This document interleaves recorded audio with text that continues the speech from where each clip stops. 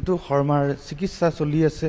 এখন ভৰিত গুলি লাগিছে আৰু গুলিবিদ্ধ ৰিণ্টু শৰ্মাৰ এতিয়া ইয়াতে চিকিৎসা চলিছে।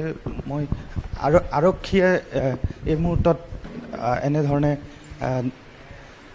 ৰাখিছে আৰক্ষী আৰু দেখুৱাইছোঁ এয়া গুলিবিদ্ধ ৰিণ্টু শৰ্মা ডিব্ৰুগড় অসম চিকিৎসা মহাবিদ্যালয়ৰ বিচনাত এতিয়া এক প্ৰকাৰ ধাৰাসায়ী হৈছে গুলিত আৰক্ষীৰ গুলিত আৰু আৰক্ষীয়ে নিৰাপত্তা দি এতিয়া ডিব্ৰুগড় অসম চিকিৎসা মহাবিদ্যালয়ত তেনেধৰণে ৰাখিছে এইগৰাকী গুলিবিদ্ধ ৰিণ্টু শৰ্মা। দেখুৱাইছোঁ নন্দিতা শইকীয়াৰ হত্যাকাৰী ৰিণ্টু শৰ্মা কোৱা হৈছে যে আৰক্ষীৰ অস্ত্ৰ কাঢ়ি পলাব লোৱাৰ সময়তে ধেমাজি আৰক্ষীৰ এটি দলে গুলীচালনা কৰিছিল আৰু এতিয়া এনেধৰণে চিকিৎসালয়ৰ বিচনাত ছটফটাইছে গুলিবিদ্ধ ৰিণ্টু শৰ্মাই।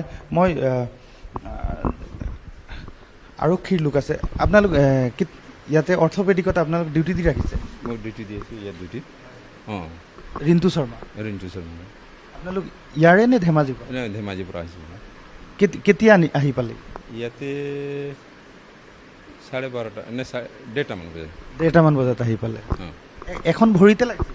এখন ভৰিতে লাগিছিল। ট্ৰিটমেণ্ট চলি আছে? ট্ৰিটমেণ্ট চলি আছে এতিয়া। এতিয়াতো কথা চথা কৈছে? ঠিকে আছে, মানে কথা চথা কৈছে। ঠিক আছে, মই ধন্যবাদ জনাইছোঁ। এয়া বাহিৰৰ পৰা পৰিৱেশটো দেখুৱাই আছোঁ।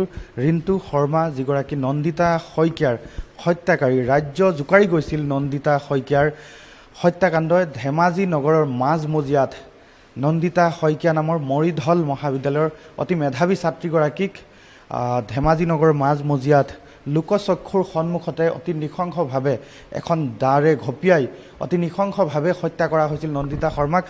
নন্দিতা শৰ্মাৰ বান্ধৱী আছিল, বান্ধৱীকো অতি নৃশংসতাৰে আক্ৰমণ কৰা হৈছিল, বান্ধৱীৰ পিতৃকো আক্ৰমণ কৰা হৈছিল। আপোনালোক ইয়াৰ চিকিউৰিটিত আছে? অলপ আগত লৈ অনা হৈছে ন? অলপ আগত লৈ আছে। ৰিণ্টু শৰ্মাৰ কথা শুনিছিল চাগে? শুনিছিলে।